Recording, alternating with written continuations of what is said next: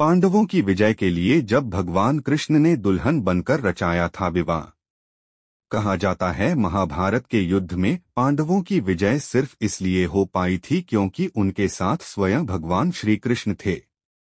भगवान श्री कृष्ण ने पांडवों की जीत के लिए अनेक प्रयत्न किए। ऐसी ही एक रोचक पौराणिक कथा है जब भगवान श्री कृष्ण ने मोहिनी रूप धारण किया था। पांडवों को जीत दिलाने के लिए भगवान श्री कृष्ण ने दुल्हन का रूप भी धारण किया और अर्जुन के पुत्र राजकुमार इरावन से विवाह भी किया। आइए जानते हैं महाभारत काल से जुड़ी इस पौराणिक रोचक कथा के बारे में। भगवान श्री कृष्ण द्वारा मोहिनी रूप धारण करने की पौराणिक कथा। कथाओं के अनुसार महाभारत के युद्ध में पांडवों की जीत के लिए पांडवों को मां काली को प्रसन्न कर उनका आशीर्वाद लेना था। मां काली को प्रसन्न करने के लिए एक नर बलि देनी आवश्यक थी और नर बलि किसी राजकुमार की ही देनी जरूरी थी।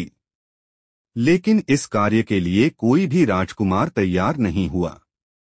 तब अर्जुन के पुत्र राजकुमार इरावन स्वयं ही अपनी इच्छा से नर बलि के लिए आगे आए।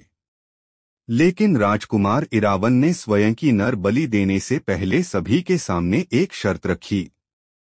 राजकुमार इरावन की अनोखी शर्त। राजकुमार इरावन ने कहा कि वे नर बलि के लिए तैयार हैं, लेकिन वे अविवाहित नहीं मरना चाहते हैं, इसलिए स्वयं की नर बलि देने से पहले शादी करना चाहते हैं। इरावन की ये अनोखी शर्त सुनकर सब हैरान रह गए, क्योंकि कोई भी राजा अपनी पुत्री का विवाह ऐसे राजकुमार से क्यों करवाएगा जिसकी मृत्यु विवाह के अगले ही दिन होने वाली हो। राजकुमार इरावन की इस शर्त के साथ कोई भी राजा अपनी पुत्री का विवाह राजकुमार इरावन से करने के लिए तैयार नहीं हुआ।